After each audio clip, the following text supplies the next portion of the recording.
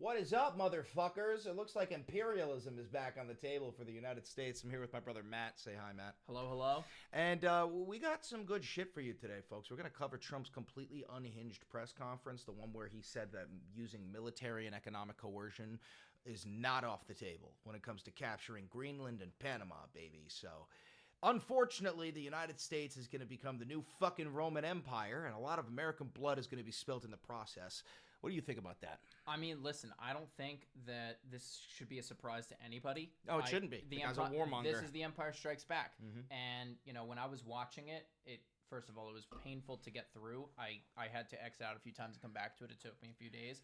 But, I mean, we're entering a new era of imperialism. I wouldn't even call it neocon. I would argue that we're not entering a new era. We're revisiting an old one. We are revisiting the old era of American imperialism back when we bought Canada, or no, sorry, not Canada, back when we bought Alaska and Hawaii, you know what I mean? Like, when we just felt this entitlement, because, you know, the old school American imperialism tactic for these islands, just, you know, like, just send the Navy. The Navy shows up, send somebody to go, a diplomat to go negotiate and be like, oh, by the way, I got this fucking Navy that'll obliterate your island if you say no. That's essentially what Trump is going to plan on fucking doing to Greenland and Panama. It's the most unhinged shit. And speaking of unhinged, I believe we actually have some clips from his fucking press conference here. Valenti is my tech whiz. He's going to whip it up for me. All right. So this is from C-SPAN. Yeah, check this out, guys. You got to hear it from the horse's mouth. Don't take my fucking word for it. Take it from this guy. Go ahead. Thank you.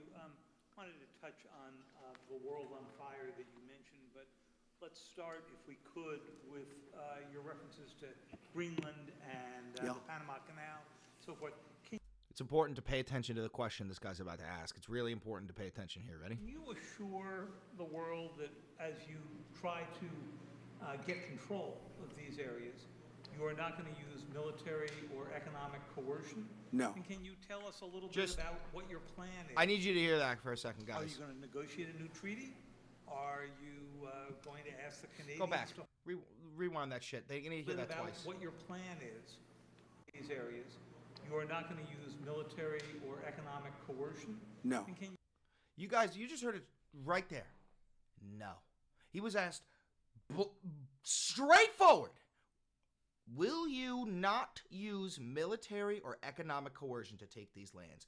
And you are watching the president-elect say no. So to all these, all these fucking Trump supporters who were saying that he's going to prevent World War III, Kamala Harris is going to start World War III, he's a peaceful dove, he's going to bring all peace to the world. What now? They're obviously all going to come out and be like, I was wrong and I shouldn't have voted for him, they right? won't. No, of course they're not going to. They're going to say, this is a new version of imperialism and warmongering that we haven't seen, at least in my lifetime. You know, you want to talk about George Bush and Dick Cheney. They never went this far. This blunt. No, they weren't this blunt. I mean, they masked it with weapons of mass destruction. In reality, they wanted to go after oil in the Middle East, things like that. But let me continue this, let's because finish it. he's Let's also finish going it. to talk. He's going to talk more about more horse shit. Let's hear it. Can you tell us a little bit about what your plan is? Are you going to negotiate a new treaty? Are you going to ask the Canadians to hold a vote? What is the strategy? Yeah, I can't assure you, you're talking about Panama and Greenland. No, I can't assure you on either of those two. But I can say this, we need them for economic security. The Panama Canal... economic When security. the fuck have we ever needed Greenland for economic fucking security? Chris, that's the thing. You know how they always talk to... perfect example is the TikTok ban. Oh, we need to ban TikTok because of national security interests. That is a blanket term. It's a lie. That was one of the things that they used when we were talking about 9/11, when they were trying to spy on everybody, when they were tapping our phones. The National Security Act. They just blanket term use that. Now it's in a classification. It's a war on terror. This is the same thing of economic security. I believe the term national security was popularized by Richard Nixon in the Southern Strategy, right? They tapped. That's one of the ways that they tapped into getting Republican voters to finally vote for them, was by tapping into this idea of national security, and that immigrants and terrorists are like coming into this nation, and they're the ones causing all the violence. When it's like, no. It's not. We saw on New Year's, we saw like 3 different terrorist attacks, all of them American citizens. Right.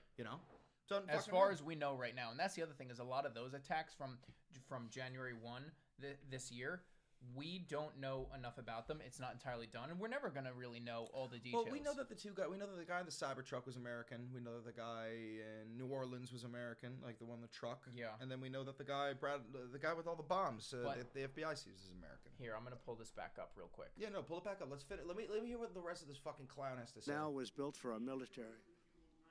Hold on. I'm not going to condemn them for economic security. The Panama Canal was built for our military. No, it wasn't. I'm not going to commit to that now. It might be that you'll have to do something. Look, the Panama I know Canal that like he says little things. He's like, oh, it might be that we have to do something. But what that means, what he's saying is, what that means is we might have to fucking wage war. That's what he's saying. That's what he's implying. Oh my God. Oh my God. Vital to our country. It's being operated by China. No, China. It's not. And we gave Blatant the lie. Panama Canal to Panama. We didn't give it to China. And they've abused. I mean, the other thing too, I just want to say, if this was going to be the position, then we shouldn't have ever given it up to begin with. And that is the whole debate. That's not even the real position, because we gave it to Panama so that we didn't have to maintain the upkeep. Do you know how fucking expensive it is to maintain? It's like a quid pro quo with Panama, is that American ships get little to no fucking scrutiny when coming through, as long as we give it to the Panamanians for $1. So Right. we gotta grab this No, that's okay. And I'm gonna keep. Everybody, Luigi can popping in. Say hi to Luigi. Hi. Here you go. So that way you can hear it. You could pop these back in. Thank you, brother. Go No for it. problem. They've abused that gift. It should have never been made, by the way. Giving the Panama Canal is why Jimmy Carter lost the election, in my opinion. More. Also, side note, he actually lost the election because Ronald Reagan Committed and his treason. administration committed treason because they went, and you don't take my word for it, you can Google this. Ronald Reagan's campaign, rather, because he hadn't won, committed treason, in my opinion. Well, no, not in your opinion. They committed fucking treason. Because they did back alley deals with the Iranians and said, To hold on to those American hostages for a little bit longer, and then on day one, release them. And it plays into the mythology that we've talked about, which is that everybody's like, Ronald Reagan was so strong that on day one, the Iranians gave back the American hostages. No! Oh, my God. And also, let me say one thing. This motherfucker waited for Jimmy Carter to die before having the balls to talk shit on Jimmy Carter. Like, if Jimmy Carter was alive, he could fucking respond to this. But no, and he probably fucking would have, the way that he was constantly, vocal after his presidency. But on another note, where was any of this in the campaign trail? I'm willing to bet you if they... Price of eggs! Like, that was the campaign! The price of eggs! All right, you got to let it go 45 seconds before we interrupt it. More so maybe than the hostages. The hostages were a big deal. But if you remember, and nobody wants to talk about the Panama Canal now because, it's inappropriate, I guess. But Inappropriate. Because it's a bad part of the Carter legacy. But he was a good man. Look, he was a good man. I knew him a little bit, and he was a very fine person. But that was a big mistake. Giving the Panama Canal to Panama was a very big mistake. We lost 38,000 people. It cost us the equivalent of $1 trillion, maybe more than that. Probably the most expensive. They say it was the most expensive structure, if we call it a structure, which I guess you can, ever built. And giving that away was a horrible thing. And I believe that's why Jimmy Carter lost the election, even more so than the hostages. Guys, Those two things. He goes, we built a canal in Panama, and then we gave it to the Panamanians, which is insane. No fucking shit you gave it to the Panamanians. It's in the middle of fucking Panama. Oh my God. I mean, this entire ordeal went on through the whole press conference. But there were a lot of people. There's another moment, I just got to find it, where Trump said, "I want to rename it Gulf of Mexico." I'm sorry, Gulf of America. America. And let me just find that really quickly. Here it is. Okay. Luigi, come here. Essentially getting rid of $50 to $60 trillion worth of assets. We're going to be changing the name of the Gulf of Mexico to the Gulf of America, which has a beautiful ring that covers a lot of territory. The Gulf of America, what a beautiful name. And it's appropriate. It's appropriate. And Mexico has to stop allowing millions of people to pour into our country. They can stop them. And we're going to chat, put very serious tariffs on Mexico and Canada. It's ours. We're going to be changing sort of the... I have a theory, and I want your take on this. I think the theory as to why he wants to change the name from Gulf of Mexico to Gulf of Mexico is simply because of this. Biden snuck this in. Biden permanently bans offshore drilling in 625 million acres of ocean, making a Trump reversal difficult. Right. So the key element here was the fact that a ton of this. Oh wait, highlight this. The ban will prevent oil company from leasing waters for new drilling along the entire East Coast, the eastern Gulf of Mexico. There's also the coast of Washington, Oregon, California. Like, dude, you're not going to rename the ocean or so you think he's renaming the Gulf of Mexico to the Gulf of America so that this doesn't apply anymore? Because I believe, at least from my bare minimum understanding of oil drilling, I believe there's a huge amount, or maybe even over a majority, but that likely a plurality of oil ready to be tapped in the Gulf of Mexico. I literally think that this is just a legal loophole that some crazy ass lawyer told him that he has. Oil lobbyist. Because if you've noticed one thing, you were just saying earlier, like, where was any of this in the campaign trail, right? Right. On the campaign trail, everything he said was appeasing to, like, the average American. It was like, the price of eggs is too high, the price of groceries is too high, the price of gasoline is too high, yada, yada, yada, yada, yada, right? Yeah. And now that he's in, well, who is Donald Trump, a billionaire, friends with? He's friends with other billionaires. A lot of these billionaires, they work for the oil lobbies. They work for the lithium lobbies, right? And guess what is all over Greenland underneath the ice is lithium and gold and silver. And guess what's in the Gulf of Mexico is oil, right? Every decision that he's making now, same thing with Canada, it's full of natural gas.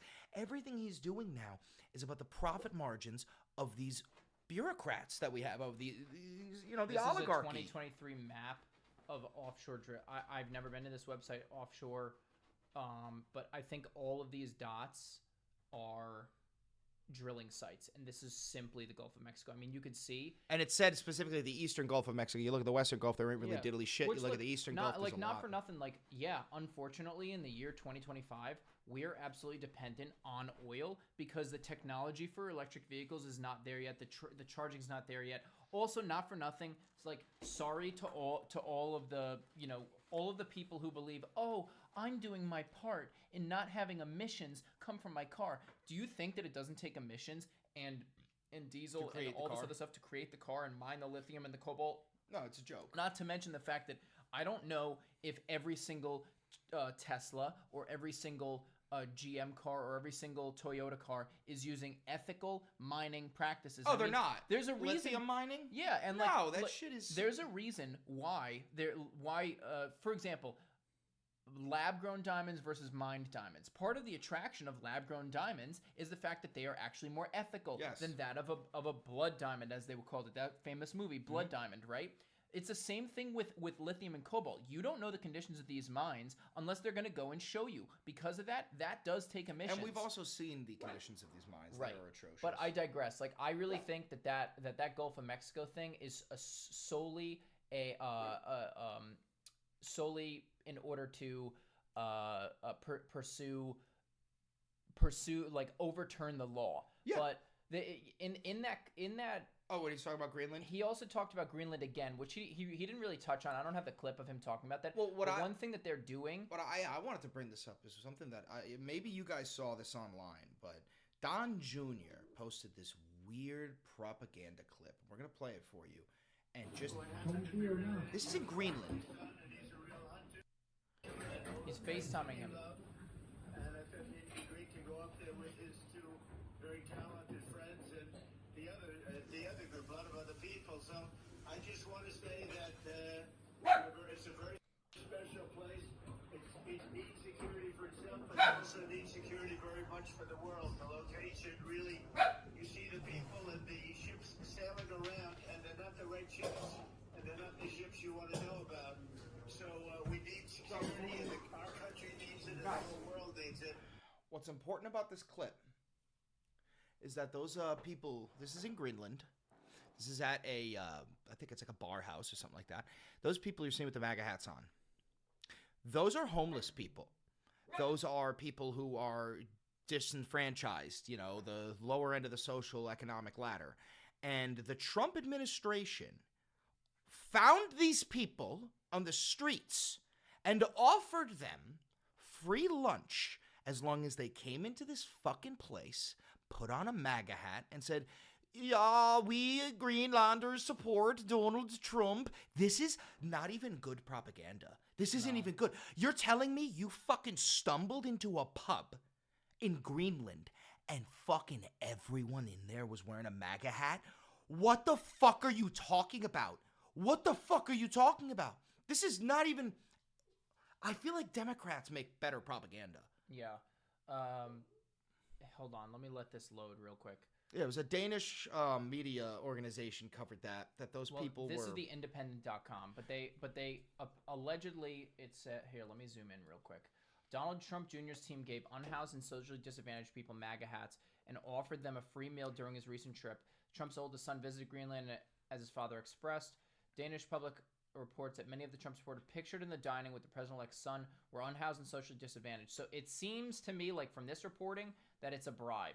Yes, and also I find it so funny like if they genuinely visited and then just walked in and they were like, we're going to pick up the tab for everybody here, then that's actually a But you're telling me move. they walk in and 12 people in the middle of Greenland are wearing fucking MAGA hats? It's unbelievable. What the fuck? No. That makes no fucking sense. No, there's no way. So why would anyone in Greenland want to make America great again?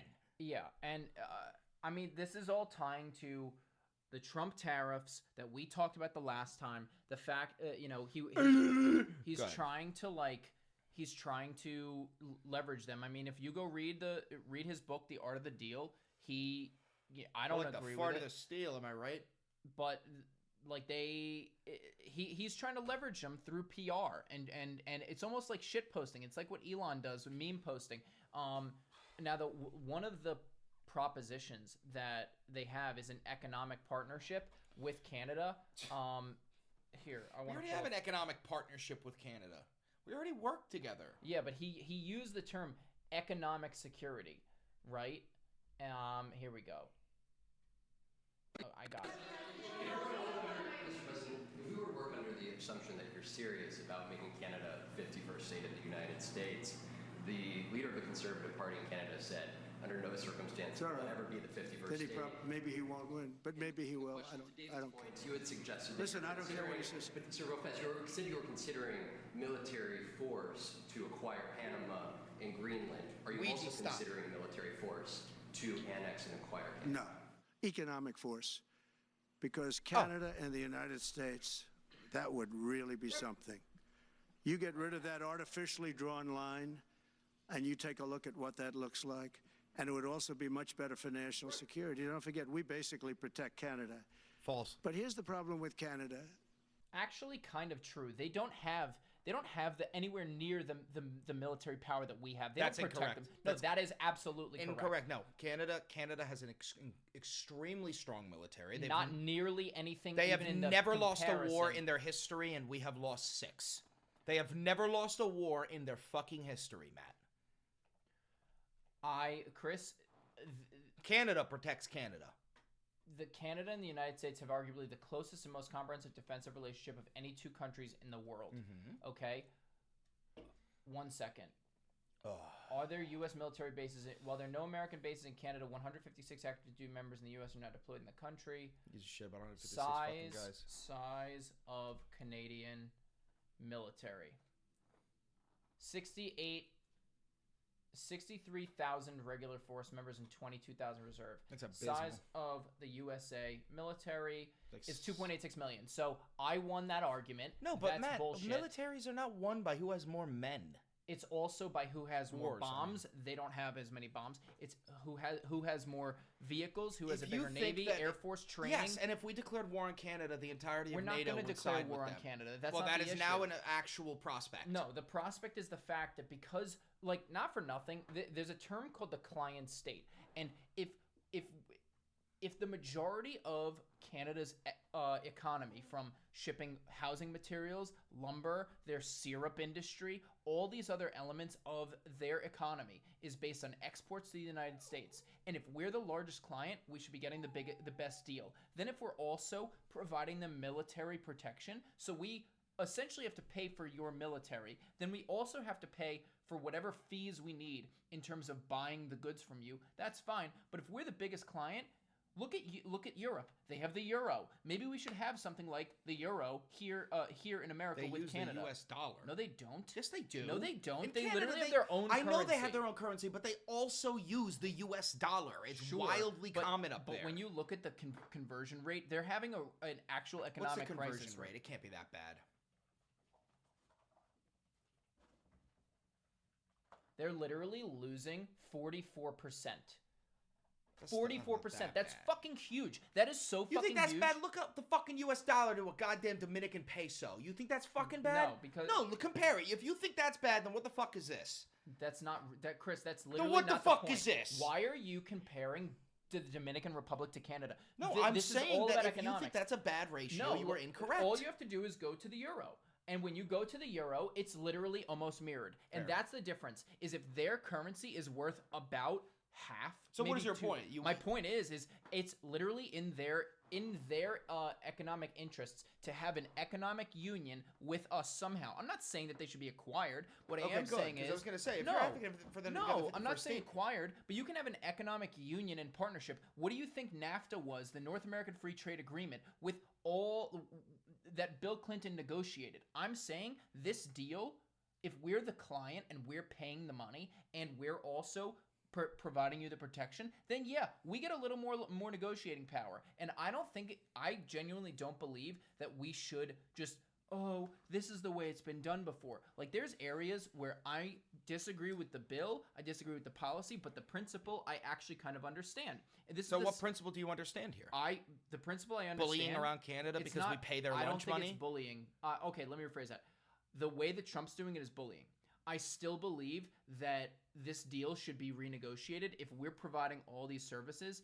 And also, like, our state of California has a bigger economy than Canada, and our state of California has more people than Canada. So yeah, I believe that if we're the biggest client state and their number one trade partner, then we should have a better partnership that is more No, favorable but you keep to equality. saying that. Better partnership. You sound like Trump. What the fuck are you talking about? Like, do you just want us to have their land, or what are you No, saying? I'm not saying land. I'm saying, like, you know, here, this is all about the trade war. I'll show you this. Canada's preparing to strike back hard with retaliatory tariffs if Trump starts a trade war. So, preparing to retaliate with exhaustive tariffs on American goods if President-elect follows through with his plan to add a steep 25%. I don't think he's ever going to add 25%. Canada, so they're going to essentially raise the rates on us if we're going to just have a tariff on all the goods too. Yep. And if we're the ones buying stuff, Yeah, Trump is going to start both real It's a wars trade war, and right? trade wars. I think because we have he's to be a ready, said warmonger. Milleen Jolly, Canadian foreign minister, during a press briefing. I think when President Trump talks, we listen, and we need to take him very seriously. If he imposes tariffs and that Canada has leverage. That's the thing. They have leverage and we have leverage. We need to carefully articulate how we would respond. Some have said that we should just simply mirror the tariffs. Others said we should have more temperate in our response to get their attention. Building a trade war. He vowed to put a tariff. I don't know. Hold on. If Canada, go right back to where you were. Go immediately back. Scroll down to Trump's quote. Scroll down, Matthew. Once it decides to load. Fuck you, CNN. Your website sucks. Anyway, it doesn't matter. The point is that this is all negotiation tactics. He's not even president yet. Dude, warmongering is not a negotiation tactic. It's not. I don't think this is necessarily. He literally warmongering. just When said he that said using economic- military force is not off Oh, the here table. it is. Here it is. If Canada merged with the United States, there would be no tariffs, taxes would go way down, and there would be a totally secure from the threat of Russian and Chinese ships that are constantly surrounding them. Oh yeah, Look, hold says on, right hold here- on. this is what I'm saying. Are we totally secure when you said the fucking Chinese drones are flying over New Jersey? Because if I were fucking Canada, I wouldn't feel very secure. Those are 100% American. Doesn't They're fucking matter. totally They claimed looking they for were like something. Iranian or Chinese or But some look at this. shit. Canada's the United States' largest trade partner. The United States imported, meaning we bought, I know. $419 billion worth of Canadian goods in 2023, including everything from lumber and cement to cars and minerals. Canada is also the largest source of foreign oil into the United States. During a press conference, Trump would not rule out using economic force to make a merger with Canada possible. And said the United States doesn't need anything made in Canada. They have a very small military. They rely on our military. It's fine, but they've got to pay for that, dude. If we're protecting them from, and we're just dispatching them, like if businesses hire private security all the time. So you're asking for a better deal. I'm saying better deal. That's not what Trump is asking for. I understand that. Trump is I saying, believe- I want Canada to be the 51st state. I want I want Trudeau to be the governor of Canada.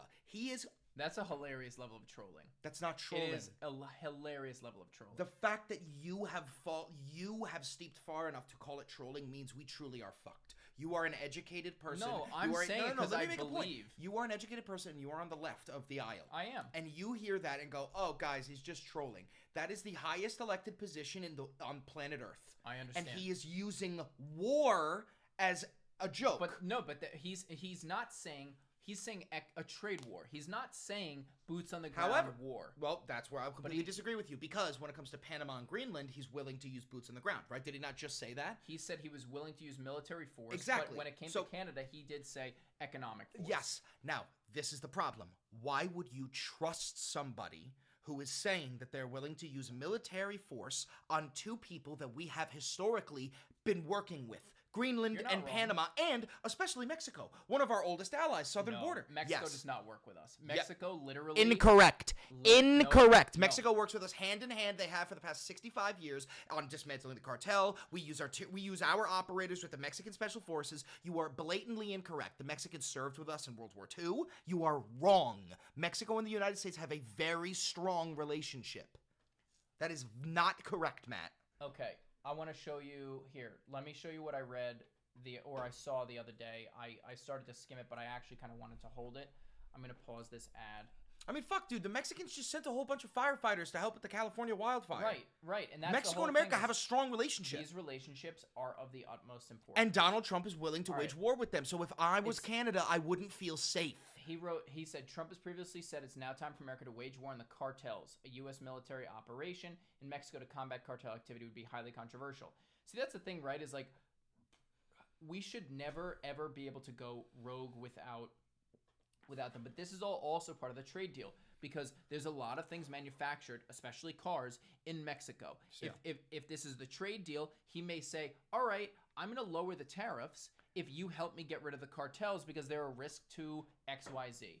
While Trump expressed a desire to take aggressive action against these criminal organizations, analysts are warning that military intervention could lead to severe consequences. And a succession crisis in a drug cartel looks different than a succession crisis in Rupert Murdoch's empire. It's basically set up with violence. Trump's strategy centers on reinstating his previous border policies, okay, we understand that, and ensuring full military backing to combat cartel trafficking, which includes implementing a naval blockade. He proposed using special forces in cyber warfare to disrupt cartel operations. I mean, listen, cyber warfare, I think that's fair game. Can I give me the mouse for a second? Yeah, go ahead. If you know anything about the special forces or the United States military, it's that we cannot win firefights without bombs, without air superiority. This sentence right here, he proposes utilizing special forces, is akin to saying he is proposing bombing Mexico. Yeah. That is, do not fool yourself into thinking that the special forces go in like fucking John Splinter Cell and take these crack shots and are silent and never No, we use drones, we use planes, we use bombs. The Mexican cartels are Mexican civilians. They live among Mexican civilians. They have family members that are civilians. The same way that Israel says, we're going to go bomb Hamas and they end up killing Gazan civilians, we are going to say, we're going to go bomb the cartels and end up killing Mexican civilians. Right. It's the same that happened in Iraq. We're going to, and Afghanistan, we're going to kill the Taliban or Al-Qaeda. And then we end up also killing Iraqi and Afghani civilians. You can't avoid collateral damage. And that's the thing. I'm not advocating for more war, let alone more war on our doorstep. But he is. Right. And that's the whole thing is like, okay, if we know that it's crazy how this is intertwined, because then you talk about So the scroll away from that moving ad. No, that's okay. What I wanted to do was I just wanted to let me pull this up. Trump has pledged to crack down on Mexican drug cartels and crime syndicates, and previously said he would make appropriate use of special forces, cyber warfare, and other overt and covert actions to inflict maximum damage on the cartel leadership, infrastructure, and operations. And you know what? A lot of the cartel infrastructure is within the Mexican government, embedded within the government, elected officials within the government. What are you going to do when the actual Mexican government starts to interfere with your operation because some of them are actual members of the cartel? This is real.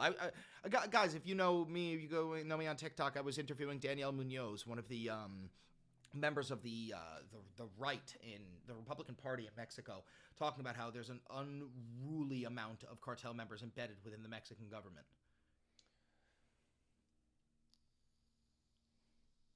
Okay. So what happens next? Trump is set to return to office on January 20th and has repeatedly pledged to crack down on the cartels. Immigration and border security helped fuel Trump's election to reclaim the White House. That's the thing. Trump won the popular vote. There's a huge part of this country that wants to make sure that we have a secure border, which I agree with. And that's not what they want. They want to kick out immigrants because they're stupid and racist. They don't want a secure border. They want brown people gone. That's all they want, which is why they're not advocating to get rid of illegal immigrants. They're advocating to get rid of all immigrants. They're not advocating for that. You have seen this already. A majority of Americans who want better security in our cities, who want better security in our country, who want to know there's a clear differentiation, a clear delineation point of how many people in general we were letting in legally and illegally. And because of that, the Biden administration set a new precedent for letting a huge amount of people in. Mm-hmm. We know that. That's crystal clear. I think this is so multifaceted. It has to do with the trade war. It has to do with the border policy. It has to do with the with wanting to control resources in Mexico, the oil. This is so intertwined. All about profit, right? Exactly. Everything's about fucking profit. But anyway, guys, as we know, everything in the United States is about profit. This is a hyper-capitalist country with a capitalist organization of the economy. But at the end of the day, we're doing everything we can to get these conversations going, get you thinking, get you to understand that it's not really about left versus right. It really is up versus down, because these fucking rich people, all they want to do is fuck us. Anyway, make sure you hit the like button. Make sure you smash the red subscribe button. There's a little bell for notifications. I think you can tip me now because we finally became monetized. Congratulations. If you want to tip. Thank you, brother. I mean, listen, we gotta keep the word out, especially and evolve as the social media landscape's changing, because it's unpredictable. Very, very. So please, it helps the channel out if you just drop a subscription, if anything. But yeah, we're gonna catch you on the next video. We're talking about fucking California wildfires. Have a good one. Riveting.